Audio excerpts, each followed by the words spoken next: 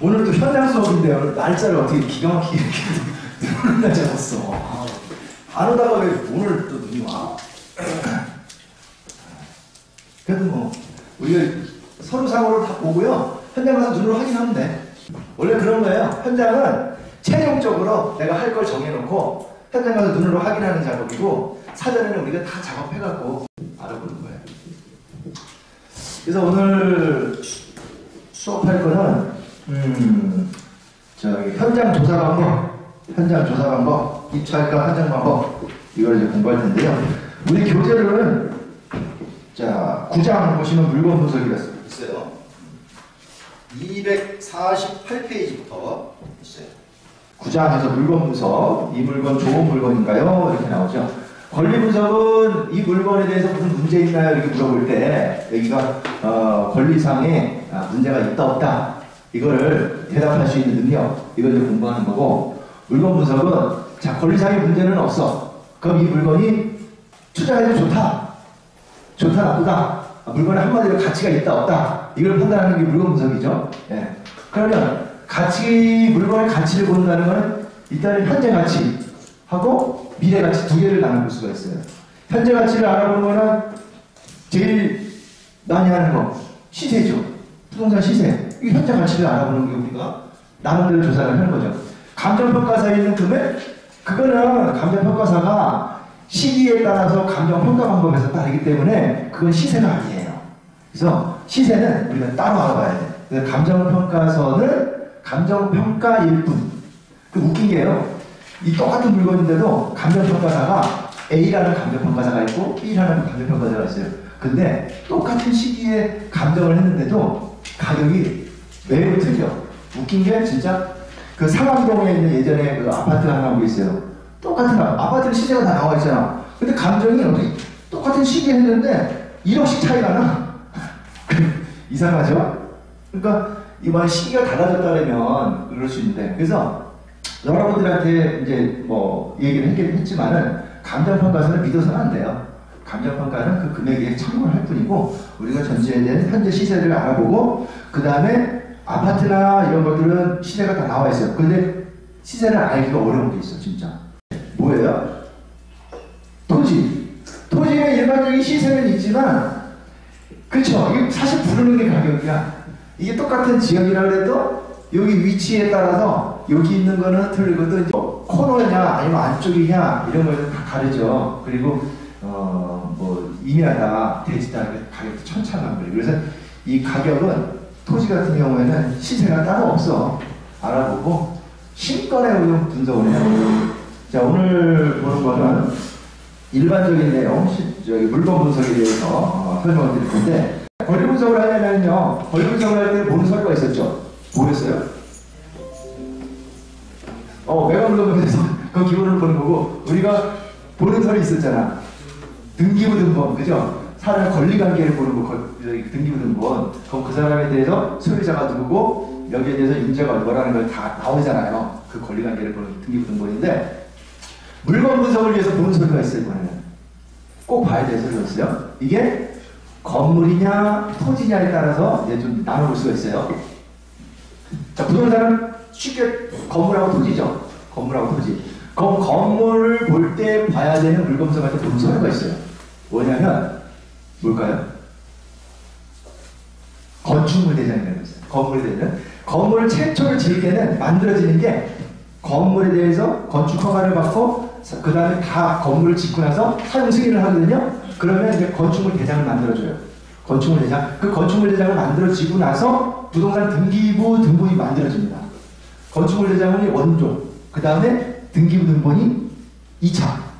그래서 건축물 대장에는 항상 건물을 짓 때 이 건축주가 누구고, 그 다음에 이 건물의 구조, 그 다음에 용도. 구조가 뭐 철근 콘크리트다, 용도가 주거용이다, 아니면 사무실이다, 뭐 근린생활시설 이렇게 표시가 다 해놓고요. 그 다음에 면적도 다 표시를 해놔. 근데 등기부등본에는 그걸 기준으로 해서 등기부등본을 기재를 하는 거거든요. 그래서 이 면적이 등기부등본을 봤는데 이 실제 면적하고 달라. 이러면은 어떤 걸 기준으로 해서 신뢰를 해야 되냐면 건축물 대장을 보고 해야 돼. 건축물 대장이 우선이야. 그럼 보면 우리 물건 분석할 때 특히 건축물장 보여야 될 이유는 일반 아파트 집합 건물 이런 걸 별로 안 봐도 돼요. 단독 건물 있죠. 단독주택, 그 다음에 다가구 주택. 건물은 하나인데 여러 세대가 들어있는 거, 이걸 다가구 주택이라잖아요. 그게 있고 상가주택. 상가주택은 보통 1층, 2층 상가하고 3층에 2, 3층에 이제 주택을 쓰는 거, 이걸 상가주택이라고 하잖아요. 이 상가주택 같은 경우에는 꼭 건축물 대장을 띄워보셔야 돼요. 건축물 대장은 이 사람의 소유자가 누구고 기본이 있지만 거기에 대해서 건물 용도, 그 다음에 건축물 면적, 이게 나와 있는데 용도가 주택으로 되어 있는데 요거를 용도가 사무실로 되어 있는데 근생용도로 근린생활시설, 이게 사무실이잖아요. 뭐 상가, 이거를 주거용으로 쓰는 경우가 있어요. 그러면 그걸 위반 건축물이에요. 용도대로 짓지 않았기 때문에. 그래서 위반 건축물이면은 건축물대장에 이렇게 표시를 해놓거든. 위반 건축물, 이거란 표시. 건축물대장에는 위반이다 아니다 이렇게 표시하나요. 그리고 뭐 사실 위반 건축물이라고 표시를 안 해두더라도 위반인 경우가 있어요. 실제로 건축물대장에는 근린생활시설로 돼 있고 여기 이제 상가를 쓰기로 허가를 받았는데 실제로는 주택으로 여기 쓰고 있더라. 뭐 주택도 그것도 다 이렇게 세대를 쪼개갖고 방으로 원룸을 쓰고 있더라. 왜? 세를 더 잘 받기 위해서 쓰고 있더라. 그러면 그건 위반 건축물이에요. 위반 건축물은요 원상복구 해야 되거든. 원상복구 안 하면 이 원상복구 할 때까지 이행강제금을 물어야 돼요. 이행강제금을. 그럼 그 면적이 클수록 많이 나와. 그걸 내가 낮춰받았다? 승계해. 내가 물어야 돼. 그래서 그런 거를 알아보시고 하셔야 되는 거예요. 위반 건축물. 그러면 건축물대장에 표시가 안 돼 있더라도 적발이 안 되면 건축물대장에 위반 건축물이라고 표시를 안 해놓거든요. 그래서 실제로 건축물대장과 실제 쓰는 용도와 내가 이렇게 비교를 해보고 이거 실제와 다르다 이러면 위반 건축물. 자, 오늘 과제 내준 물건, 현장 분석 예정 물건 중에 하나가 있었어요. 뭐야? 청계에 있는 상가주택. 상가주택 있었잖아요. 그 상가주택이 1층은 상가, 2층은 주택이잖아요. 근데 거기에 보면 건축물 대장에 나타나지 않은 게 현황에 있는 게 있어요. 혹시 보신 분 계세요? 안 봤어요? 5층에 옥탑이라고 저런 게 있어. 그죠? 방. 그걸 건축물 대장에 없어. 그건 뭐예요? 불법 건축물이야. 그냥 진 거야. 그건 위반 건축물이에요. 그러면 건축물 대장 띄워보면 이게 위반 건축물이라고 나와야 되잖아. 근데 건축물 대장 위반 건축물이라고 안 써 있어. 그건 뭐예요, 그거? 위반 건축물이 아니라서 안 쓴 거야? 적발이 안 돼서 안 쓴 거야. 적발은 어떻게 되냐면 누가 찌르는 거죠. 민원. 좋게 하죠. 민원 넣어가지고 그러면 그걸 이제 위반 건축물 등재해서 이행할 때까지 강제금을 물었거든. 또 하나는 뭐 위성으로 촬영을 해. 해가지고 정기적으로 야 어떤 게 생겼네? 뭐 이런 거 있죠. 이렇게 공문 작성해서. 근데 그렇게 하는 건 많지 않고 거의 다 90%가 민원. 근데 민원은 왜 넣을까? 그 세입자가 살다가 기분 나쁘면 찌르고 나가잖아. 그죠? 나갈 때. 그래서 관계를 잘해야 돼. 근데 그 건물을 아직까지 찌른 사람이 없었어. 그래도 여러분들은 그걸 감안하고 살아야 돼. 누가 위반 건축물로 나오게 되고 그거는 원상복구를 해야 되는 거예요. 아니 합법화 양성화 시켜야 되는데 양성하는 게 쉽지는 않을 거예요. 어쨌든 그건 나중에 이제 그런 시간이 있으면 자세하게 얘기를 하고 그 물건 분석을 위해서 보이는 서류가 건축물 대장 꼭 보셔야 됩니다. 근데 일반 집합 건물, 아파트, 빌라, 오피스텔, 구분상가 이런 거 사실 건축물 대장 안 보셔도 상관없어. 원래는 보여야 되지만 근데 단독 건물, 상가주택, 빌딩 이런 거는 꼭 보셔야 되는 거예요. 공간 있죠. 이런 것들 건축물 대장에 보셔야 된다. 그래서 건축물 대장을 통해서 뭘 봐야 된다? 사용 승인이 언제 변하고 건축주가 누구고 사용 승인은 언제 만들어졌는지 보는 거죠. 얘가 지어졌는지 연수를 보는 거잖아요. 연수. 그 다음에 건물 면적하고 용도, 제일 중요한 용도가 어떻게 쓰고 있냐? 실제 용도하고 다르다. 이런 거. 현황하고 다르면 위반 건축물입니다. 그리고 이제 토지. 자, 물건 분석에서 꼭 봐야 되는 점이 있어요. 토지를 위해서는 뭘 봐야 될까요? 그렇죠. 토지 이용 계획 확인원. 우리 토지는 뭐 어떤 토지든지 거기에 대해서 토지 이용 계획 확인원이라고 있어요. 그 토지를 띄워보면 그 토지에 보면은 토지에 대해서 지목, 그 다음에 그 주소, 그 다음에 면적, 용도 지역, 도시지역이다, 관리지역이다, 농림지역이다, 자연환경지역, 오염지역이다. 또 이렇게 쪼개잖아요. 일단은 모르지만 들어서 나지만 도시지역이 더 좋겠죠. 농림지역이 좋겠어? 도시지역이 좋겠지. 도시지역에서도 이거 보면 또 쪼개지거든? 뭐 어떻게 쪼개지지? 도시지역, 주거지역, 상업지역, 공업지역, 녹지지역, 그렇죠? 공중에서 보면 하셨잖아. 기억 다 나세요? 네, 나죠? 아, 근데 뭐, 헷갈려. 주거지역에서도 또 쪼개지잖아. 1종, 2종, 3종. 그거 왜 쪼개지냐면, 그 건폐율하고 용적률이라는 게 있어요. 건폐율은, 내가 건폐율이 40%다. 그러면 내가 토지가 100평이면 건물을 40평까지 질 수 있는 거야. 건폐율이 80%다. 그러면 최대 80평까지 지는 거예요. 건폐율이 높을수록 좋은 거죠. 용적률은 거기에 대해서 용적률이 200%다. 그러면 내가 100평이면 토지가 100평이면 최대 200평까지 질 수 있는 거야. 용적률이 800%다. 그럼 최대 800평까지 질 수 있는 거야. 엄청 높이까지 층수를. 그래서 건폐율과 용적률이 높을수록 좋은 거란 말이야. 그러면 가치가 더 높겠죠. 그래서 이 용도 지역도 상업지역 있잖아요. 여기가 건폐율이 높거든. 그래서 비싼 거야. 그 떨어질수록 난 거. 일반적으로 토지를 살 때, 나대지 우리 투자할 때, 이면 살 때 관리지역 투자하잖아요. 관리지역 토지를 사라 그러잖아요. 관리지역도 종류가 여러 개가 있거든. 보존관리, 생산관리, 계획관리. 여기 있어요. 계획관리가 있어요. 그러면 보존관리가 좋아요? 계획관리가 좋아요? 아니, 느낌에서도 틀리잖아. 보존하는 건 왜 보존하는 목적이잖아. 지역의 토지가. 계획은 앞으로 도시지역으로 편입 예정인 지역으로 투자 가치가 있는 토지죠. 그래서 건폐율도 틀려. 보존 생산량은 20%인데 계획관리는 40%야. 계획관리가. 그러니까 그런 쪽으로 살라는 거예요. 자, 용도지역은 그래서 위로 갈수록 좋은데 또 여기서 뭐 용도 구역 뭐 이렇게 제한하는 게 있어. 보면 뭐 토지거래 허가구역이다, 개발제한구역이다, 뭐 이런 것들이 붙어 있어요. 그러면 거기에 내가 아무리 좋은 땅이라도 토지거래 허가를 받아야 되고, 또 거기에 대해서 보면은 개발제한구역에 딱 붙어 있으면 개발 자체를 못하는 거죠. 이런 것들. 토지 이용계획 보면 그게 다 나오니까. 그래서 거기에 대해서 보는 거예요. 토지는 꼭 그걸 보셔야 되는 거고. 자, 그래서 오늘 물건 분석을 위해서 보는 소리가 건물은 뭐다? 건축물 대장. 토지는 토지 이용 계획하기나. 이거 꼭 보시는 거예요. 이거를 이제 우리가 매해든 경매든 꼭 봐야 되는 서류인데, 일반적으로 우리가 경매에서 꼭 봐야 되는 서류가 있죠. 3대 서류. 뭐예요? 법원 경매 3대 서류. 첫 번째, 매각 물건 명세서. 이거는 꼭 봐야 되는 거예요. 경매에서는. 자, 그 다음에 또 하나. 현황 조사서. 그렇죠.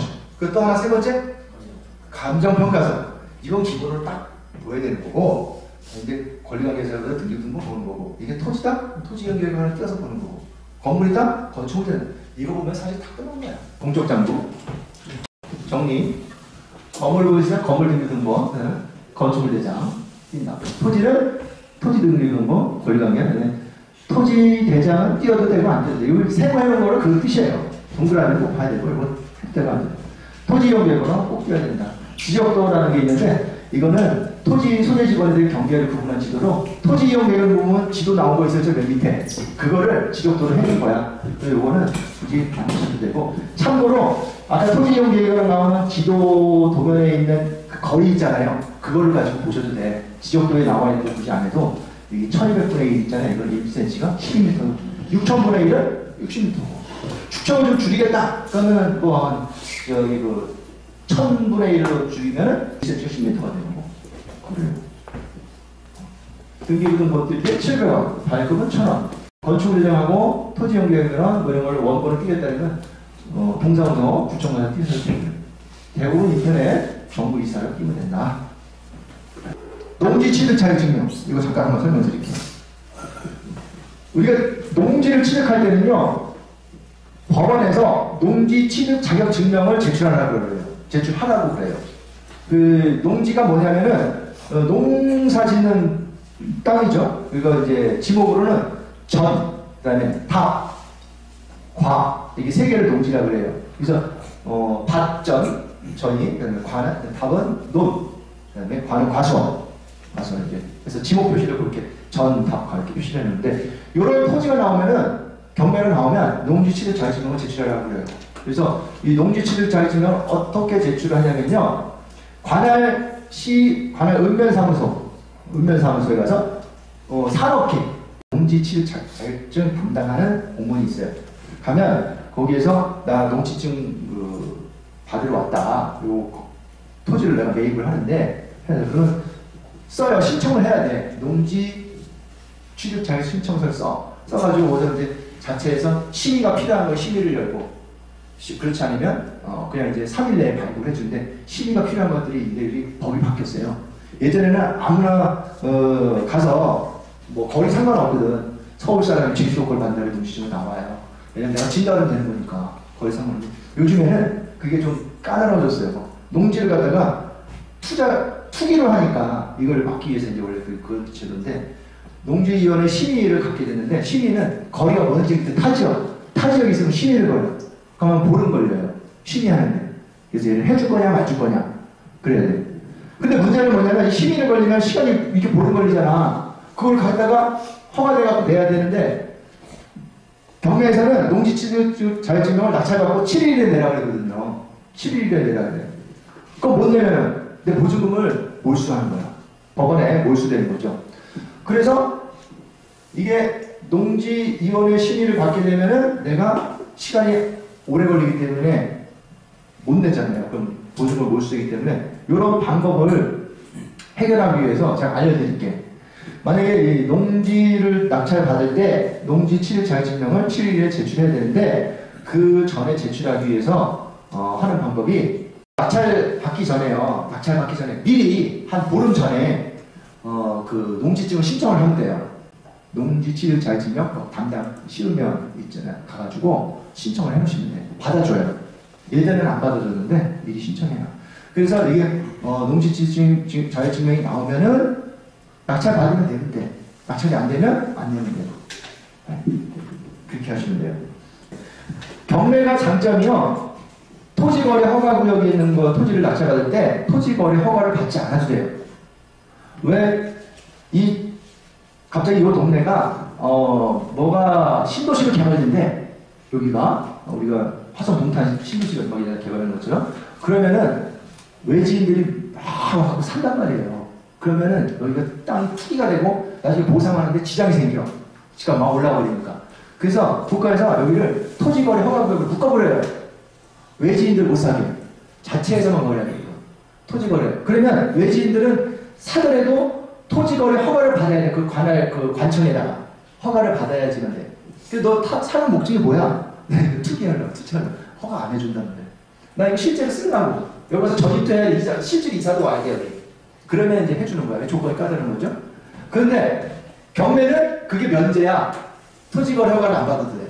토지거래 허가를 안 받아도 되는데, 그러다 보니까 외부에서 막 사는데, 야, 이것도 그 농지 같은 경우에는 또 이게 투기를 하면 안 되니까, 농지위원회 심의 대상으로 넣어갖고, 이거를 언제요? 네. 토지거래를 14일, 보름의 시간을 또 걸리게 만들어놨어요.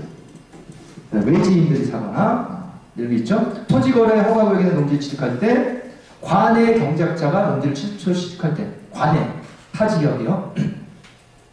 한 필지 농지를 3인 이상이 공유 지분을 취득할 때, 그러니까 세 사람이서 이제 투자를 하겠다 이거죠. 농업법인이 농지를 취득할 때, 외국인이 농지 취득할 때, 자, 뭐 기타 농업 경영력 심사할 필요가 있어서 시군자치조례로 정하다 취득할 때 이런 경우 하는데, 우리는 관에 토지거래 하고요. 이 정도만 하시면 될 것 같아요. 집합 건물을 이제 낙찰받고 나서, 물건을 낙찰받고 나서 우리가 또 내야 되는 부분들이 있는데, 미납관리비 있죠. 미납관리비. 이것들은 매수인이 부담을 하게 돼 있어요.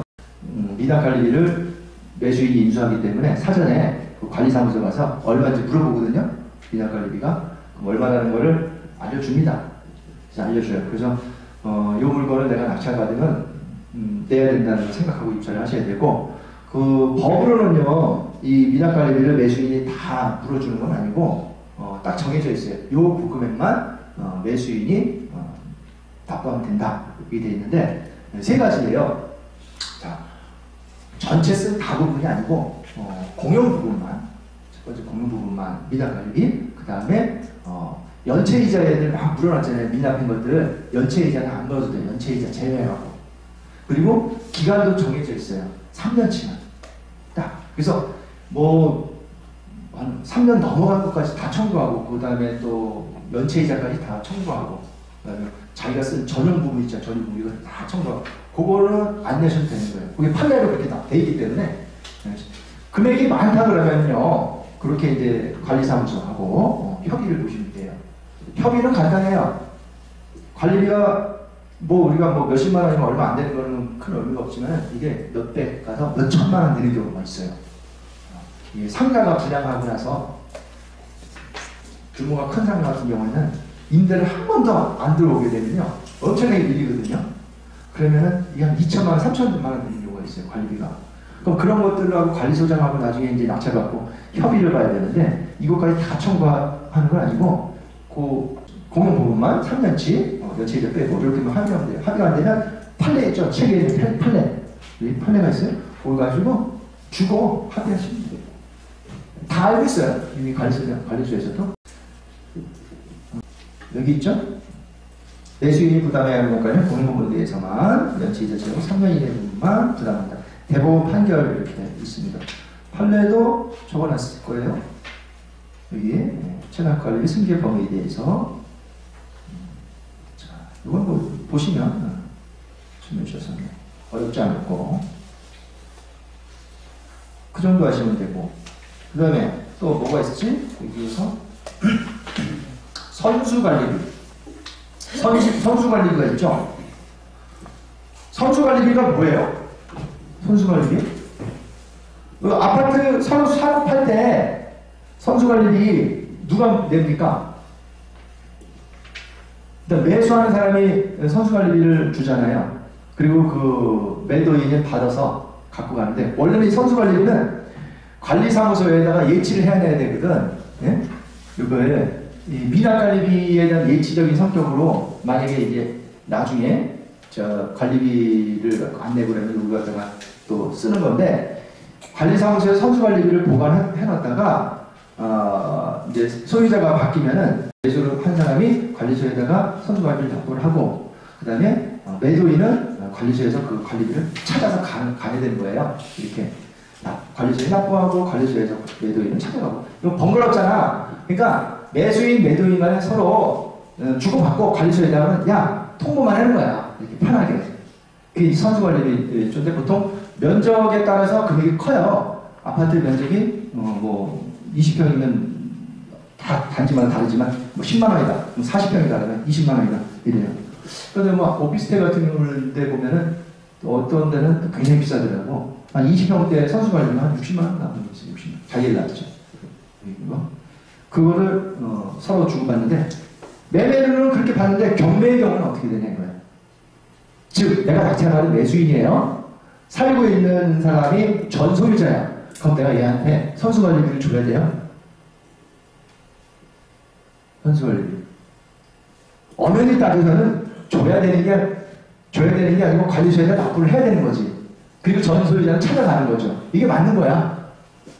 내가 새로 샀으면 경매에서 샀으니까 관리소에다 내야 되는 거고. 그래서 서로 주고받는 게 맞아요. 그러니까. 주고받는 거예요. 아니면은 관리소에다 납부하고 제가 전에 찾아가야 되는 거거든. 네, 들어와야 되는 거고. 경매에서는 그래. 근데 이 살고 있는 사람 경매할 때 우리가 뭐 주잖아.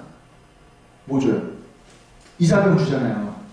왜 이사비용을 주냐면 안 나가면 내가 이 사람 강제 집행해야 되잖아요. 그럼 집행비용 들어가니까 이사비용 주고 잘 구슬려서 이제 나가라 그러는데 이사비용을 얼마 주는 거는 사람마다 다르지만 보통 강제 집행할 때 들어가는 비용 그 이내에서 이렇게 좀 협의해서 주거든요. 그럼 이사비용도 줬는데 선수관리비도 줘야 되나? 이렇게 생각할 수 있죠. 그죠? 만약에 그렇게 하면 이사비용은 원래 줄 의미가 없는 데 주는 거잖아요. 그러면 그걸 이렇게 해야 되냐면 합의할 때 이사비를 줄 때는 항상 합의서를 쓰거든요. 이사비 주고 명도 이행 합의서 면제 이사 준다. 그리고 선수관리비 포함 이렇게 써놔. 선수관리비 포함해서 주는 거다, 이사비. 서로 간에 분쟁 맞지 말고. 그래서 가입해. 나갈 때 선수관리비 줘야지 이렇게 한단 말이에요. 그것도 당연한 얘기야, 개발료는. 대비 내가 내야 될 돈이니까. 그래서 그거 갖고 좋게 나가면서 실갱이 안 하려면 이사 비용에 선수관리비 포함 이렇게 해서. 그럼 이제 또 하나가 있죠. 장충금이라고 해서 장기선 충당금. 장기선 충당금. 이건 우리가 아파트를 살다 보면 관리비 고지서에 매월 나와요. 장기선 충당금 얼마, 그죠? 이것도 면적이 크면 좀 많이 나오고 적으면은 적게 나오고 만 얼마씩 뭐 2만 얼마씩 나와요, 매달. 그런데 전소유자가 살다가 내가 경매를 낙찰받았어요. 그럼 장충금은 낼 필요가 없는 거예요. 어차피 소유자가 장기수선 충당금이라는 거는 건물 소유자가 매월 일정 금액을 이 건물에 나중에 유지 보수하기 위해서 납부를 하는 거예요. 나중에 뭐 건물이 뭐 파손되거나 주차장을 뭐 이렇게 그 보수하거나 보일러 전체 배관을 가거나 이럴 때는 이 집합 공동 소유자들 간에 돈을 모은 거 갖고 해야 되잖아요. 장기수선 충당금으로 해야 되는 예치적 성격이거든. 그 돈은 소유자가 내는 돈인데 전 소유자가 장충금을 달라니 말이 안 되는 거죠. 주는 거죠. 근데 이런 경우가 좀 문제가 될 수 있겠지. 경매 낙찰받았는데 살고 있는 사람이 임차인이야. 임차인은 관리비에 매월 납부를 하고 만기돼서 나갈 때 주인한테 받아가 나가잖아요. 이게 장충금을 받아 나가거든요. 그러면 이제 내가 전입해서 이사할 때까지 기간을 관리소에서 이렇게 뽑아줘요, 금액을. 그러면 주인한테 이제 청구를 해요. 왜냐면 이제 관리소에다가 매월 관리비를 이제 납부를 하지만은 그거는 주인이 내야 될 걸 내가 대신 납부한 거기 때문에. 그래서 나갈 때 청구를 하는데 살고 있는 사람이 주인이 아니고 임차인이야. 그럼 나보고 장기충금 달라고 그래. 그럼 줘야 돼요? 줘야 돼요, 안 줘야 돼요? 안 줘도 돼요. 전 소유자와의 문제야, 이거는. 나하고 상관이 없어. 전 소유자는 그 문제이기 때문에. 나는 딱 잔금 납부할 때부터 내 거기 때문에 내 것만 계산하면 돼, 그때부터. 줄 필요 없는 거예요. 그래서 뭐만 생각하면 된다? 경매할 때는 미납관리비 잘 확인하시면 돼요. 현장 조사 방법을 한번 볼게요. 현장 조사를 왜 합니까? 현장 조사를 왜 해요? 현장 조사를 하기 전에 우리가 먼저 하는 게 있죠. 물건을 찾아서 물건에 대해서 권리 분석을 하잖아. 권리 분석을 기본 하잖아요. 권리 분석을 딱 했어요. 그러면 야, 권리 분석이 괜찮아. 이 물건 보니까 인터넷으로 보니까 야, 이거 시세보다 많이 싸다. 물건이 굉장히 좋은 것 같아. 한번 현장 가서 눈으로 확인해보자. 그죠? 즉 물건을 확인하러 가는 거잖아요. 현장 조사. 그리고 또 하나는 뭐냐면 권리관계를 또 확인하는 경우도 있어요.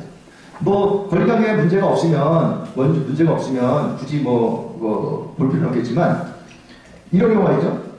임차인이라고 하는 사람이 있는데 매각물건에서 보니까 선순위 임차인이라고 있는데 배당 요구를 안 했어. 배당 요구를 안 하고 전입 흐름은 딱 있어. 이러면은 얘가 임차인 내가 보증금을 물어줘야 되잖아요. 그러면 이런 거를 어떻게 확인해야 돼? 일단 우리는 어떤 흥신소가 아닌 이상 현장 가가지고 확인하는 수밖에 없는 거예요. 그게 첫 번째야. 현장 가서 현장 가가지고 여기 살고 있는 분 임차인 이름 있잖아요. 당신 맞으세요? 물어보는 거고. 그러면 당신 임차인이세요? 네, 맞아요. 그럼 얼마에 살고 있어요? 이렇게 물어보고. 그럴 수밖에 없는 거고 물어본다고 제대되는 건 아니고. 그러면 알려줄까요? 안 알려줄 것 같은데? 그 알려주는 경우도 있고 안 알려주는 경우도 있어요. 알려주면 나는 발품 팔아갖고 노력한 거에 대해서 큰 이득을 얻을 수 있는 거고. 그러면 아무것도 안 하고 가만히 있으면 모르는 거고, 영원히. 그래서 현장자는 권리관계 확인을 위해서도 한다. 권리관계 확인을. 그 다음에 물건의 가치 확인을 하기 위해서 현장조사를 한다.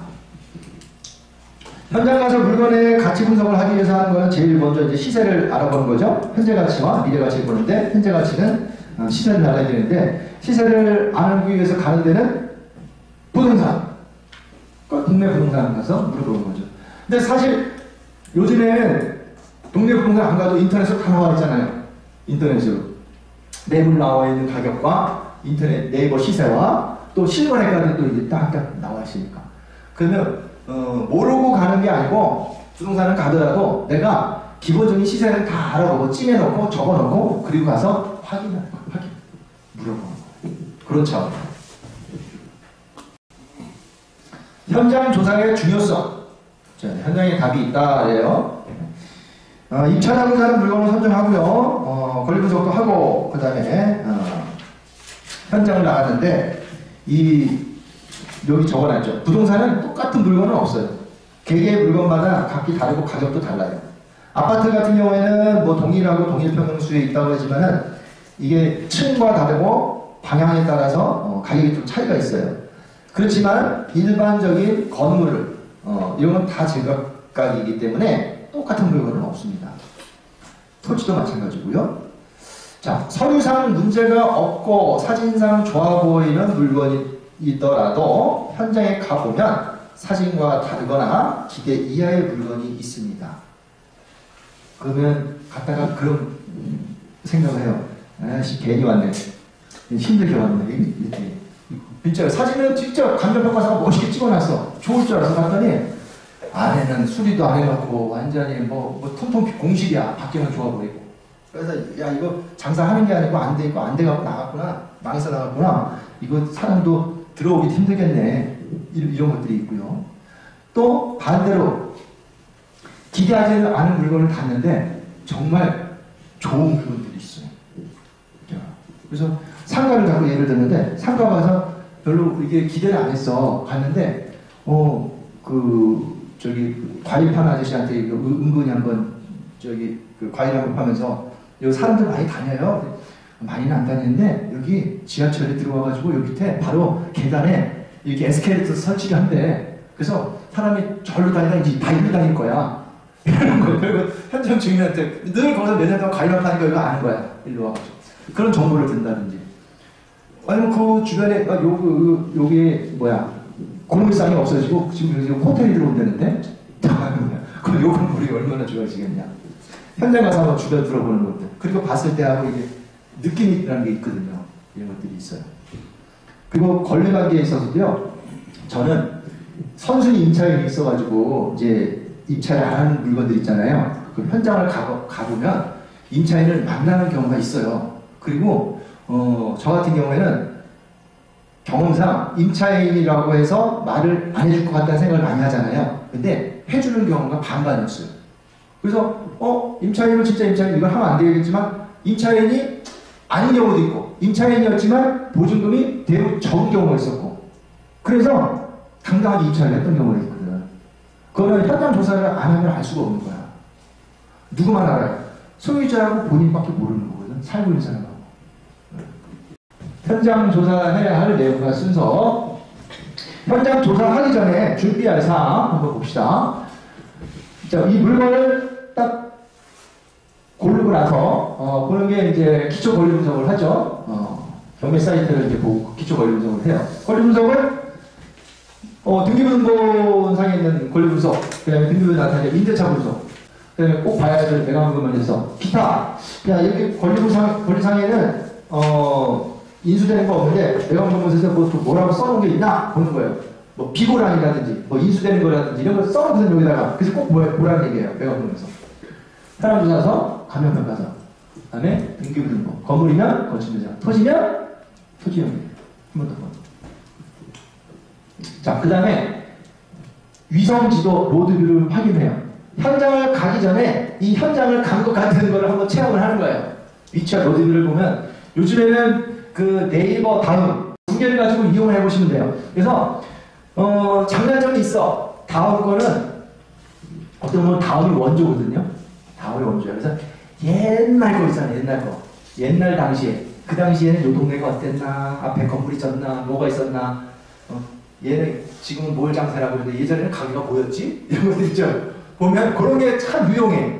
그래서 다음 거는 옛날 것도 나온 거 있고, 그 다음에 네이버 거. 요즘에 네이버가 근래 좀 잘 돼 있더라고요. 그래서 필요한 거에 따라서 선택해서 골고루 보세요. 시세를 조사를 하는데요. 인터넷으로 시세를 이제 확인을 해요. 인터넷으로 보는 거는 네이버 부동산, 그 매물 여기 들어가시면 동종 매물. 아파트 같은 경우에는 단지 내에 같은 동에 같은 평형이 있으니까 여기 시세를 보면 딱 나오잖아. 근데 빌라 같은 경우에는 그 주변에 동일 평형에 비슷한 층이 있죠. 그런 걸 보시면 돼요. 골라서. 매매와 임대 가격. 뭐 상가 같은 경우에는 그 같은 단지 내 매물 월세 나온 것들 있잖아요. 그 월세 나온 것들 눌러가지고 동일 평형에 비슷한 것들 얼마나 1층에 몇 평이 월세를 얼마 나왔다 이게 나오잖아요. 그거 확인하시면 돼요. 자, 이 국민일세는 아파트를 기준으로 보는 거예요. 아파트 보면 네이버 부동산 들어가셔도 국민은행 시세가 이게 나와 있어요. 국민은행 시세가 이제 하한가가 있고 일반가가 있고 상한가가 있어요. 그죠? 이 나눠 있어요. 그래서 하한가는 일반적으로 제일 1층 안 좋은 거 기준으로 가격을 매기고 일반가는 이제 보통적으로 많이 거래되는 거. 상한가는 로얄층, 로얄동에 뭐 이렇게 좋은 물건들을 기준으로 한 건데 일반적으로 대출 나오는 거는 1층은 하한가 기준으로 해요. 아파트는. 그 다음에 1층 아닌 물건은 일반가 기준으로 KBC의 70% 여기 하위 평균가, 일반 평균가, 상위 평균가 이렇게 있는데 일반적으로 요 아파트 같은 경우에 요 KB 일반가의 70% 만약 내가 매입하는 물건이 1층이다 그러면 이 하한가 기준으로 이렇게 낙찰을 받았는데 낙찰받은 금액이 낙찰가의 80% 대출할 때 낙찰가 80% 또는 KBC제의 70% 중저금금액 실거래가는 한 번 더 보는데 여기도 국토교통부 실거래가 공개 시스템 가서 보셔도 되지만 아까 네이버 가서 보셔도 돼요. 나와 실거래가 나오니까. 자, 그럼 이제 낙찰 사례도 한번 봐요. 이 아파트가 낙찰이 되면 낙찰되는 게 있었나? 이 낙찰 사례를 어디서 찾아보면 여기 있어요. 낙찰 사례가 어디냐? 여기 있다. 동일번지 동일점 낙찰. 동일번지에 낙찰된 게 있나? 있네요. 아, 이게 지분 경매였구나. 이렇게 쌓아냈더니. 새별 아파트 301동인데, 이거 지분 경매. 반쪽알이 나온 거죠? 반쪽알이. 지분이라서 이렇게 싼 거예요. 그래서 낙찰 사례가 있어요. 여기 동일번지 내에서는 이게 최근 낙찰된 게 얼마에 됐다. 그러니까 몇 명이 왔다. 이걸 한번 확인해 보시면, 야, 이번에도 얼마에 낙찰이 되겠다. 몇 명이 오겠다. 예상을 해볼 수가 있겠지. 물건지 방문해서 뭘 보냐? 물건 일단 딱 위치 와가지고 건물 상태, 방향, 조망, 채광. 자, 여기 주가 나오나? 해가 들어오나? 주차는 어디 잘 되나? 지하 주차장이 있나? 진출 입로 괜찮나? 네, 또 일반적으로 다 도시가스지만 LPG도 있는 경우가 있어. 시골 가스인데. 네. 주변 환경. 혐오시설이 있나? 뭐든. 혐오시설은 주로 뭐가 있을까요? 혐오시설. 공장 소음 나는 것들, 뭐, 쓰레기 합치장, 뭐, 장례식장, 그 다음에 또, 교도소. 이제 센텀 생각이 나네요. 바로 앞에 교도소. 근데 거기 센텀, 거기 사시는 분 계세요? 센터 평촌 안양교도소 바로 앞에 지금 입주하고 있잖아요. 근데 거기 올라가 보면 위쪽 보면은 교도소 내 막 운동장에서 막 뭐 훈련하는 거 다 보일 건데 개 넓은데 아이들한테는 좋지 않을 거예요. 자, 주변 환경 보는 거죠. 예. 교통, 상가의 경우 주변 상권과 공실률. 저 상가 같은 경우에는 이제 공실률 많으면 장사 힘들겠죠. 근데 공실률 현재를 보는 게 아니고 앞으로도 계속 공실이겠다는 거 희망이 없는 거고 앞으로도 보니까 공실률이 점점 줄겠다. 그러면 희망 가까운 걸 보는 거고. 근데 신도시 상가 같은 경우에는 처음에는 다 공실이에요. 다. 새로 신도시가 들어오면 아파트가 들어오고 또 상가가 막 들어오잖아요. 근데 상가 먼저 들어와. 얘네들 분양해. 청사진 그려놓고. 분양가도 세요. 그래서 이제 항상 분양받고 똑같은 레포트지 아니냐. 분양 받아놓고 공실이 가요. 공실이 얼마가? 몇 년가. 그래놓고 얘들 그 분양받은 사람들 막 속 막 다 뒤집지. 근데도 또 사 그런 거야. 그래갖고 또 이제 공실 나오고 그러는데 근데 그게 한 2, 3년 지나면 저희가 정리가 되는데 그때까지 공실이 나는 상가들이 있어. 뭐냐면 위치가 진짜 아닌 상가들이 있죠. 그리고 여기가 임대료를 절대 안 내려. 사놓고 그냥 분양가 받으면 이 월세 이만큼 받는데 이거는 조제 못 내겠다. 이런 사람 계속 공실로 가요. 그런데 주변에 단지들이 들어오고 아파트들이 입주하고 기업들이 또 들어왔어. 그러면 이제 차면 상가들이 차거든요. 차면서 임대료도 분양 예상 분양가 예상 임대료보다 낮게 해서 이제 해서 임대료가 천천히 들어와요. 그러면 들어오면 조금씩 이제 올라가면 임대료가 또 이렇게 올라가. 그래서 이게 과정인데 이게 내려가서 2, 3년 지나서 경매를 막 쏟아져요. 지금도 보면은 많이 나와. 공실도. 그런 것도 보면 쏟아지는데 이게 위치가 영 아니다. 그리고 앞으로도 이게 공실이 계속 더 생기겠다. 이런 하지 마. 근데 여기는 공실이 점점 줄어들었고 앞으로도 좀 공실이 없을 것 같다. 그걸 하는 거야. 싸는 거야. 우편함. 물건지가 주변함을 보는데 우편함을 보는데 우편함을 왜 보냐면 여기 세대에 누가 사는지 오는지 이게 본단 말이에요. 수신 이름. 그다음에 또 그리고 전기 계량기도 한번 확인하는데 이게 돌아가고 있다. 전기 계량기가. 그러면 사람은 안 돌아가고 있어. 우편함도 장기랑 쌓여 있어. 그러면 안 산다는 걸 좀 추정이 되죠. 근데 왜 이렇게 무섭죠? 우편물도 많이 쌓이고 계량기도 안 돌아가고 가만히 있어. 그러면 걔 뭐 안에 뭐가 있을 것 같은 생각 들죠.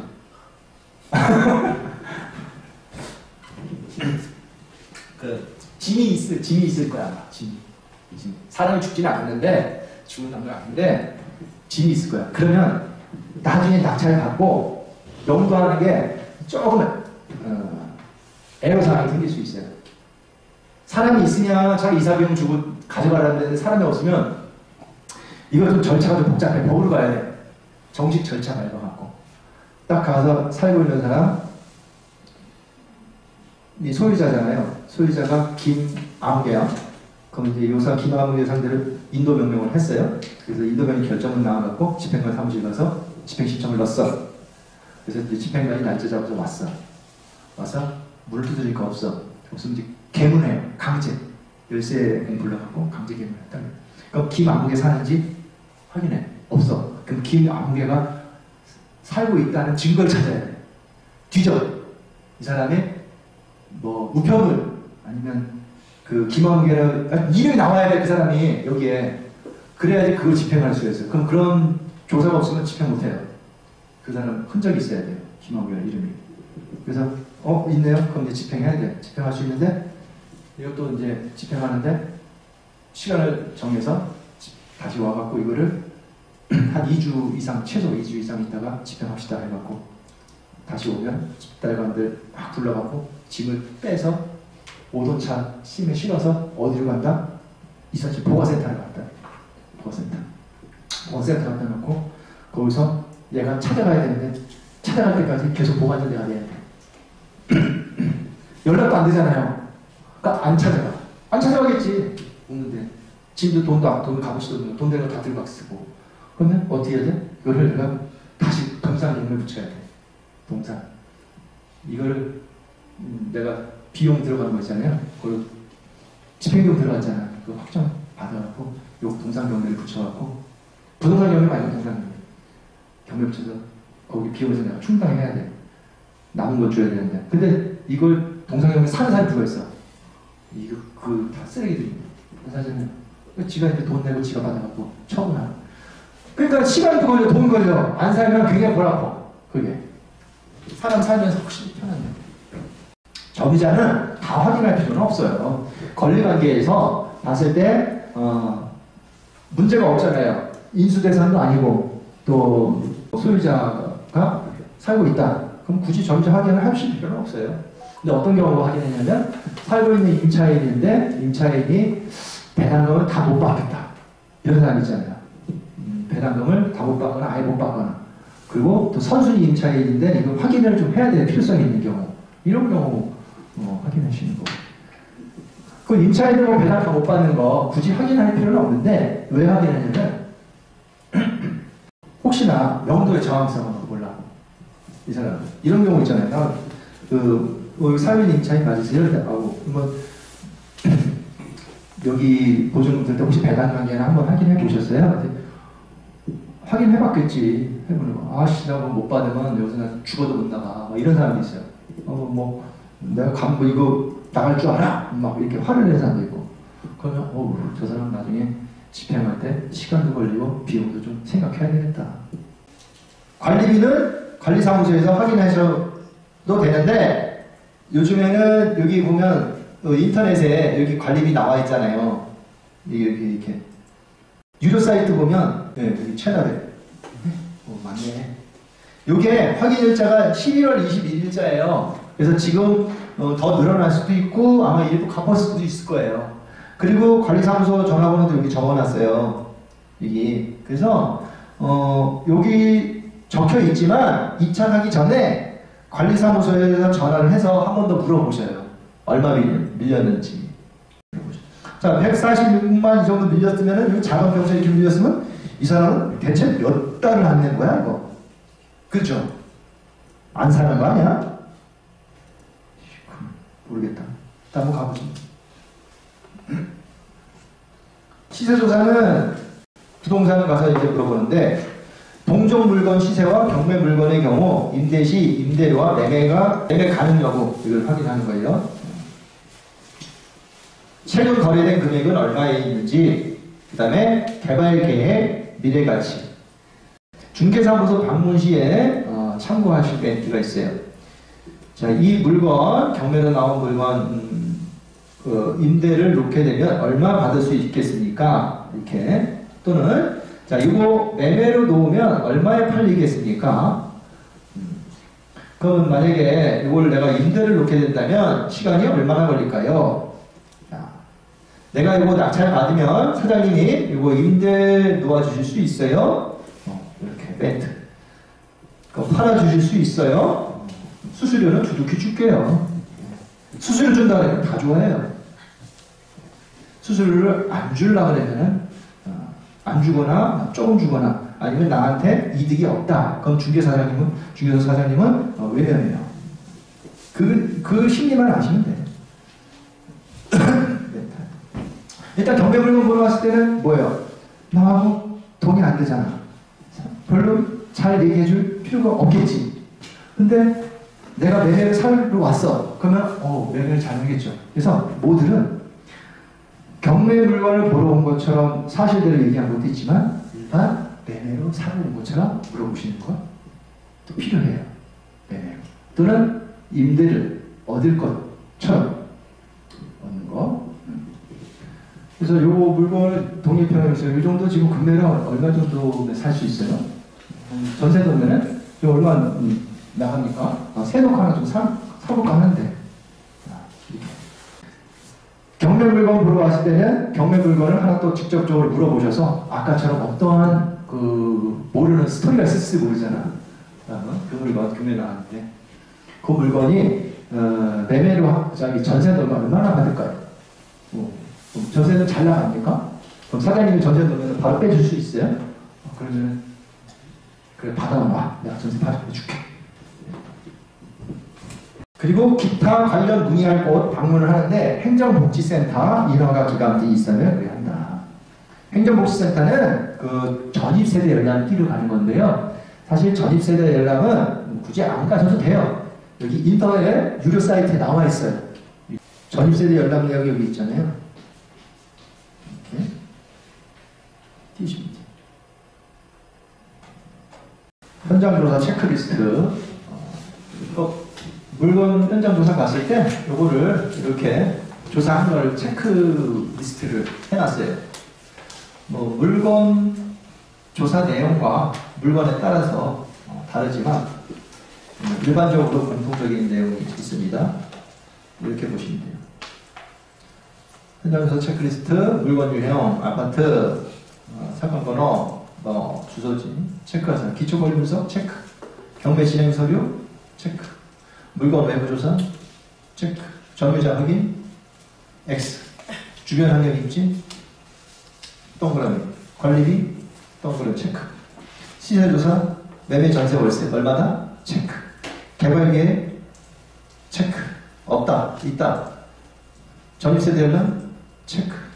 추가, 체크할 사람, 여러 가지 체크할 사람이 있습니다. 유치권 같은 경우에 나왔을 때 유치권자하고 조사한 거. 그다음에 토지를 낙찰받고 나서 이게 내가 집을 지으려는데 허가가 나올지, 허가 나오는 부분을 갖다가 인허가 저희 구청에 들어가서 물어본다든지. 입찰가는요, 이걸 권리 분석하고 현장 조사를 다 했잖아요. 얼마 쓰면 될까? 이걸 하는데, 자, 일단 여기 순서대로 권리 분석하고 물건 분석하고 비용을 얼마 드는지 한번 따져봐야 돼요. 비용. 뭐가 들어가냐면요. 일단 매입을 하게 되면 들어가는 비용이 취득세. 취득세죠. 뭐든지 우리 부동산은 다 취득세가 들어가요.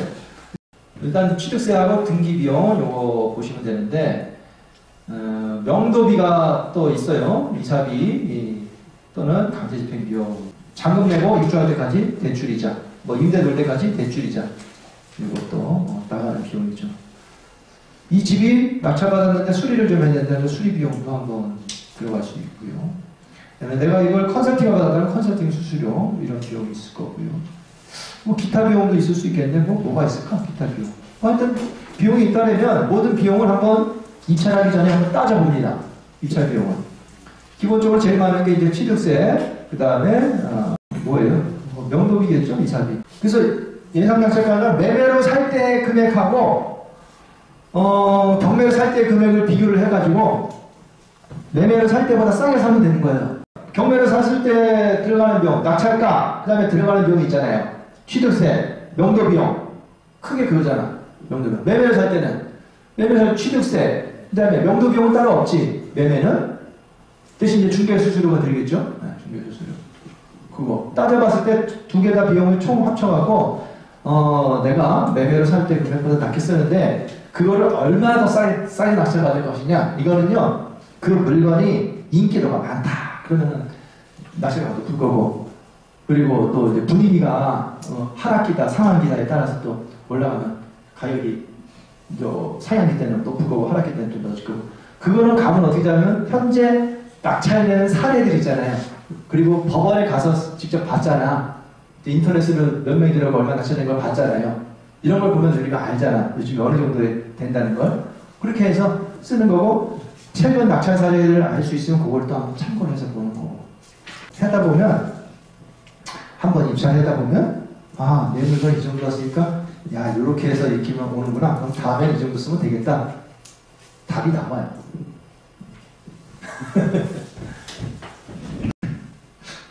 그 많이 해봐야 돼. 그래서 이제 입찰가 참고 범위를 해놓은 건데 이건 사실 의미 없어요. 이 주거용 물건 70에서 75% 이 정도, 네, 95%. 어떨 때는 뭐 감정까지 넘는 경우도 있는데 뭐 어떨 때는 더 싼 70% 될 때도 있고. 근데 일반적으로 주거용이 비주거용보다 조금 높아요. 비주거용이 좀 더 싸게 받을 수 있고, 네, 비주거용. 특수 물건은 일반 주거용이나 비주거용 물건보다 더 싸게 받을 수 있죠. 특수 물건은 뭐냐면 좀 까다로운 물건들 있잖아요. 유치권 있는 거, 법정지 사건, 그 다음에 아까 같이 지분 경매, 특수 물건 좀 싸게 받아야지. 이걸 다 받으셨어요? 네. 나눠드린 자료를 다 받으셨죠? 현장 수업 일정 안내를 보겠습니다. 오전에 이제 강의 수업을 하고 오후에 현장 수업을 갈 건데요. 1번 안양시 동아급시장 새별 아파트 밑에 보면 지도 있죠. 가면서 2번 빌라, 그 다음에 상가주택 보고 갈 건데 상가주택 맞은편에 바로 그 장수옥 설렁탕이 있어요. 점심식사 밥을 먹을 거예요. 보니까 주차장이 넓어. 자, 1조 과제 문제가 과제 물건이 2022타경 1047호 권리 분석 해보셨죠? 권기자님 안 해보셨어요? 못 봤어요? 아니죠. 예? 이제 박대희님 예. 보셨어요? 네, 봤어요. 예, 저기 권리 분석 해보셨어요? 예. 예, 저는 제가 여기 PPT로 좀 자료를 만들어 왔는데. 잘 만드셨어요? 네. 예. 훌륭하시네. 이런 자료까지 만드셨어요? 예. 네, 한번 설명해 주시죠. 좀 설명이라는 이거 뭐 정리하셨으니까. 제가 뭐 이렇게 잘 모르는데요. 제 나름대로 한번 이렇게 정리를 한번 해봤습니다. 이게 이제 3번 그 8단지 아파트고요. 이게 보면은 제가 이제 처음에 보니까 감정가가 4억 5,700만 원으로 이렇게 나와 있고요. 그 다음에 이게 이제 3번 유찰이가 돼서 지금 2억 3천으로 돼서 한 차익이 한 2억 정도 이렇게 나는 걸로 이렇게 되어 있습니다. 그래서 제가 이게 왜 이렇게까지 많이 떨어졌을까 이렇게 이제 궁금해서 한번 분석을 해봤는데 이게 이제 3번 유찰이 되고 이제 지금 이제 4번째 4차가 이제 2억 3천 이렇게 나와 있지 않습니까? 감정평가를 2022년 11월 한 1년 정도 전에 감정평가다가 이렇게 평가를 했는데 4억 5,700 정도 이렇게 평가를 했습니다. 네, 이렇게 1년 정도 전에 했고요. 그래서 여기 보면 이제 권리 분석을 제가 이제 저 나름대로 이렇게 해보니까 2019년에 그 배성원이라는 분이 배재경이라는 분을 어떻게 매매를 해서 그때 2억 2천에 사신 걸로 이렇게 돼 있고 그 다음에 이제 그 한국주택금융공사에서 건전한권을 설정했는데 저게 이제 말소 기준 걸려서 그 밑에 있는 권리도 이제 다 이렇게 사라지고 있잖아요. 그 다음에 이제 제가 그 네이버 부동산에 들어가서 요거하고 똑같은 단지가 이제 861동인데 똑같은 건데 이게 보면 최근 시세가 이게 보시면은 이전에 아마 감정평가 했을 때가 이제 꼭대기 있을 때 이때 아마 평가를 한 것 같아요. 지금은 이게 보면은 한 2억 1천에서 2억 4천 정도는 이렇게 거래가 되고 있어요. 그러니까 지금 아까 보면 최저 낙찰가가 2억 3천 얼마 했잖아요. 그럼 지금 이게 지금 실거래가 정도밖에 안 되는 거예요. 그러니까 감정평가가 너무 높게 책정을 한 것 같아요. 그래서 제 생각에는 굳이 저 정도 같으면 금매를 사는 게 낫지 않을까 이런 생각도 해봤는데 하여튼 그래서 여기는 이렇게 돼 있고요. 그 다음에 전체도 보면 한 1억 2천에서 한 1억 5천 이 정도 돼서 지금 이걸 그 낙찰 받아도 아까 뭐 이런 등기 비용이라든지 다 떼고 나면 잘못하면 손해보겠다 이런 생각이 들었고요. 그 다음에 이제 교수님께서 뭐 개발 계획 이런 분석을 해보라고 그래서 제가 이거 좀 찾아보니까 지금 이제 그 1기 신도시들 요 계획도시 뭐 전기 특별회의에서 뭐 문희룡 장관이 와서 좀 조사를 하고 이렇게 한다고 하더라고요. 그러니까 이런 거 정도 있어서 제가 보기에는 요 저는 이 물건을 지금 낙찰을 받아봐도 크게 돈을 벌지는 못할 것 같다. 아유, 예. 2023 타경 좀 빨리빨리 보겠습니다. 10257이 10257이 자, 여기 동안구 새별 아파트 위치는 어디냐면 여기 범계, 평촌 이쪽에 있죠. 여기 종합운동장 사거리 쪽 여기 있는 건데 이거라는 보셨어요? 네, 거리감에 문제 있던가요? 아니, 그것이 안 보고 그냥 네. 저 아파트 네. 수색을 하면서 네. 그래서 보기 아, 네.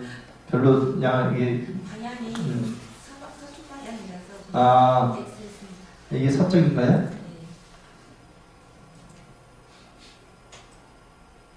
서쪽이 아니고 저기 같은데? 동쪽인데? 이거? 이쪽을 바라보잖아요. 예.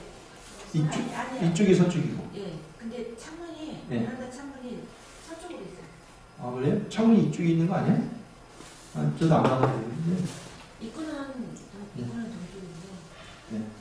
그래. 김미영 씨 전입이 돼 있고 21년 5월 달에 근데 근저당권 이후에 전입된 임차인으로서 대항력이 없어요.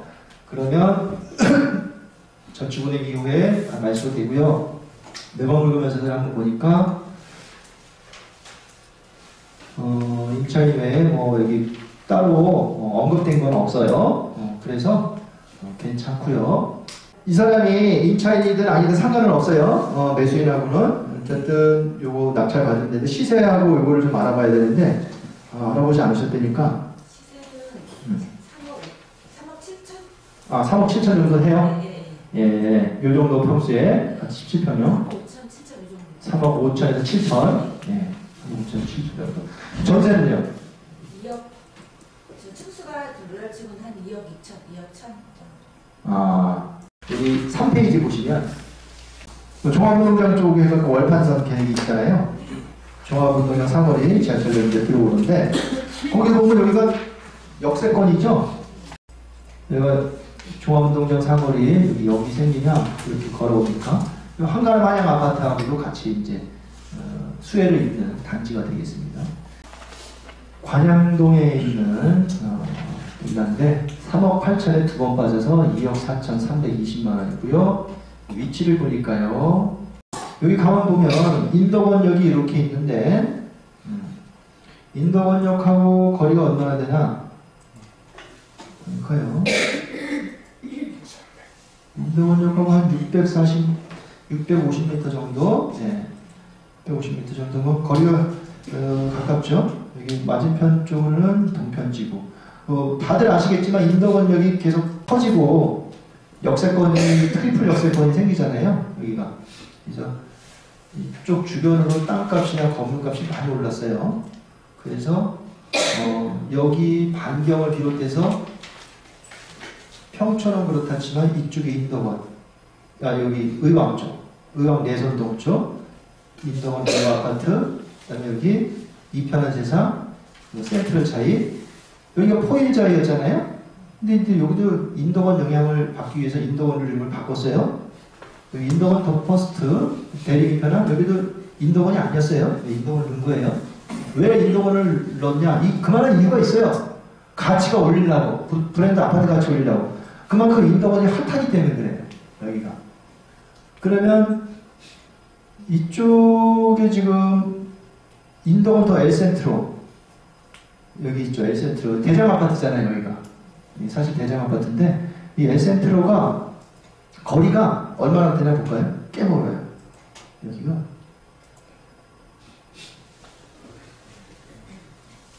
한 1km 정도 돼요. 여기까지 오면 여기 근데 여기 인덕원 뭐 엘센트로라고 그러는데 여기 걸어가기 힘들어요. 여기 빌라들이 많이 올랐거든요. 장기적으로 나온 거 보면 이게 좀 사이트가 토지 변경을 안 적었는데 잘못된 거고, 제가 보면 이 매각물건문서서를 봐야 돼요. 매각물건문서서의 매각 대상이 건물하고 토지 전체 대지 지분까지 오는 거예요. 대지 지분이 42.87 그리고 전유 부분이 36.31 평방미터. 대지 지분이 좀 더 크죠? 42호. 전유 건물보다 커요. 그러면 몇 평이에요? 열 몇 평 되죠? 네. 대지 지분 큰 거예요. 커요. 이게 같이 매각이 되는 거예요. 감정평가서를 보면요. 표시를 해놨죠? 네. 토지 건물 가격 각각 감정을 해놨어요. 이 사이트가 잘못된 거예요. 표시표를 안 한 거예요. 이거. 네. 조영용님. 네. 보셨어요?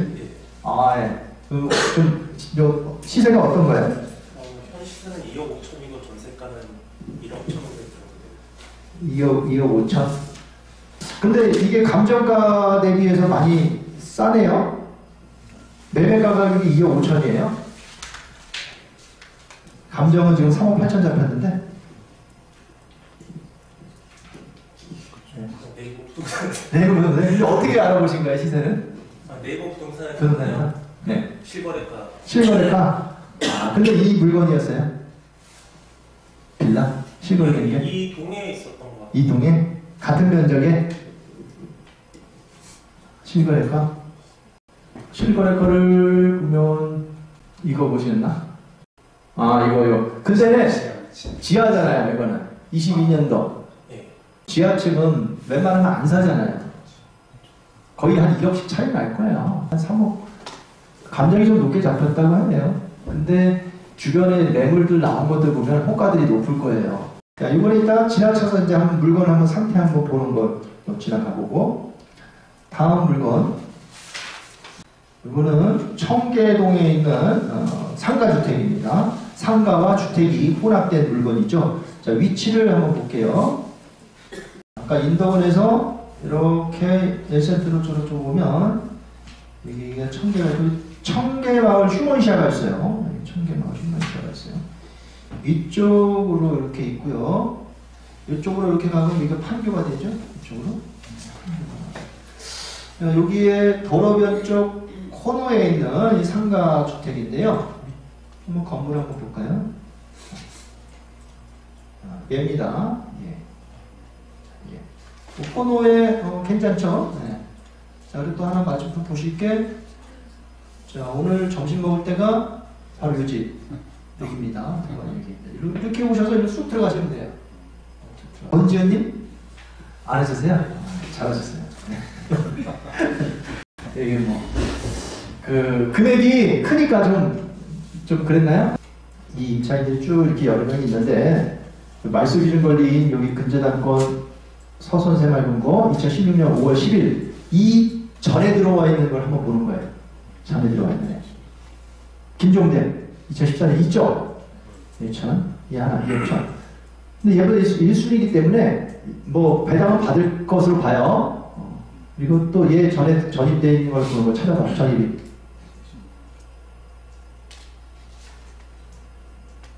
없어요. 그죠? 네, 대항력이 없어요. 그러니까 얘 하나 빼고는 대항력이 없어. 김종대 씨. 근데 김종대 씨는 확정일자도 받고 배당 요구도 했기 때문에 1순위로 배당을 해줄 거란 말이에요. 그래서 인수되는 건 없다. 매각물건명세서에서 한 번 더 보는 거예요. 뭐가 있나? 인수되는 게. 이번 임차인을 하나씩 다 봤어요.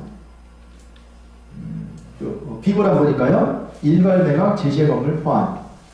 목록 1층은 점포, 2층 내지 4층은 주거로 사용한대요. 2층에서. 옥상 부분 제시의 건물 약 90제곱미터 소지함. 제시의 건물 불법 건축 여부를 별도 확인을 요함. 자, 아까 얘기했던 게 이거예요. 건축물 대장을 보라고 그랬는데, 이 건축물 대장을 띄워보니까, 옥상 부분은 요거 90평방미터 제곱이 없어요. 여기에. 보면, 건축물 대장에 보면요.